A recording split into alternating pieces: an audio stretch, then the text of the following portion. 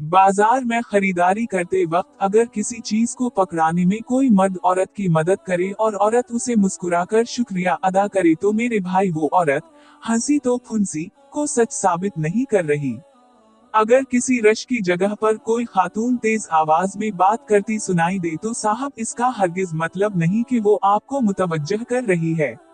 अगर वो किसी रिक्शे वाले या कैब ड्राइवर को ये कह दे कि उसे जल्दी पहुंचना है तो भाई साहब वो डेट पर नहीं जा रही।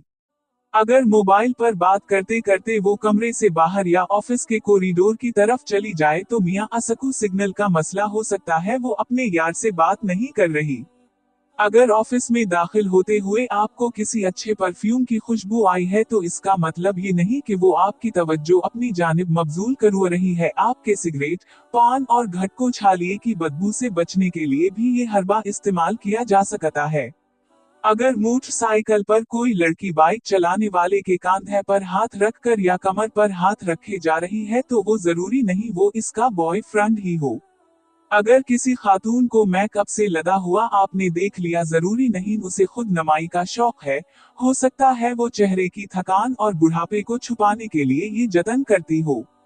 सोशल मीडिया पर अगर किसी पोस्ट पर कोई खातून लाइक या कमेंट कर दे तो मुहतरम आप इतने बावले ना हो, वो उन साहब को जानती होगी। आप बल्ला वजह फेसबुक रिक्वेस्ट भेजकर अपना रास्ता ना बनाएं। अगर कोई लड़की अकेले शॉपिंग करते, बिल्स भरते, बैंक के चक्कर लगाती या फिर फल सब्जी गोश्त की खरीदारी करती दिखाई दे तो उसे घूमने का चुस्का नहीं, इसका कोई भाई नहीं होगा, उसका बाप नहीं होगा, सो मजबूरी हो सकती है। आप हर वक्त मनफी सोच रखकर ना देखा करें, अपनी सोच में तब्दीली लाएं, दूसरे के बारे बदगमानी करके मनफी राय कायम ना करें।